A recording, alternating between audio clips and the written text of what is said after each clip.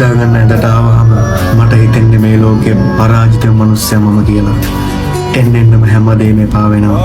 කිසිම දෙයක් ගැන ආසාවක් නෑ ඉස්සර වගේ. වෙලාව යනවා දැනෙන්නේවත් නෑ. එළි වෙනකන් ඇහැරගෙන කල්පනා කරන්නෙම ඇයි මට මෙහෙම වුනේ කියලා. ජීවිතේට ආපු ගියපු හැමෝම මට මගේ ජීවිතේ එපා වෙන තැනටම ගෙනාවා. දැන් මම මිනිස්සුන්ව විශ්වාස කරන්නේ නැහැ. මැරෙන්න බය නිසා ජීවත් වෙනවා. වෙලාවකට හිතනවා මේ හැම දෙයකින්ම ඈත් වෙන්න. සතුටින් ඉඳපු දවසක් මතක නැහැ. හැමදාම මම ගලේ ලෝකෙට පේන්නේ හිනාවුණු එක. ඒ හිත ඇතුලින් පොඩි එකෙක් වගේ අඬනවා.